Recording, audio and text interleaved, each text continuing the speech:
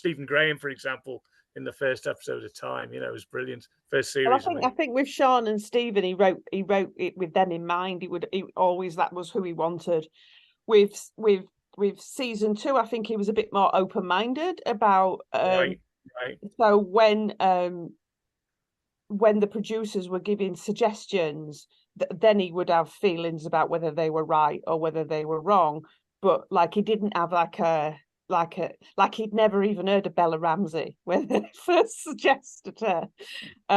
But then once he told his grandchildren, and they were like, "Oh my God, she's in the last of his granddad," and he was like, "Oh, okay then." And actually, she's absolutely amazing. So he got his first choice of all actresses on Time, because obviously people just queue up, to be honest, to be in it when it's Jimmy. Yeah, I've watched all of it on a catch up. I think it's absolutely brilliant.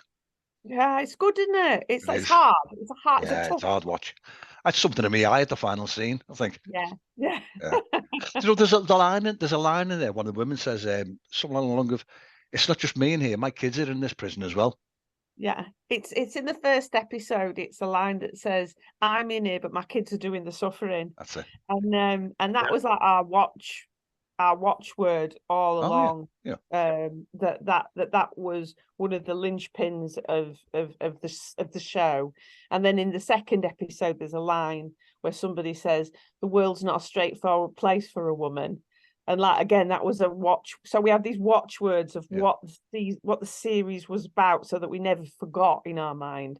The very different thing about men's prisons and women's prisons is, for a lot of men, there's a lot of family often waiting for them when they come out. Not everybody. Some people are very isolated, obviously, in men's prisons, but a lot of them have got a girlfriend or a wife, even if it's an ex-wife, but somebody who's looking after their kids while they're inside. Whereas women, when they go into jail, very, very rarely will it be the dad that looks after the kids.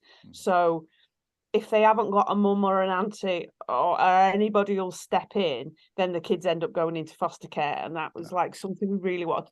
Like who's gaining by putting these women in jail? Because the families are being ripped apart on the outside. And unless that woman's a real danger to herself or to society, who's possibly gaining here by putting her in jail, other than some sort of ideal version of punishment?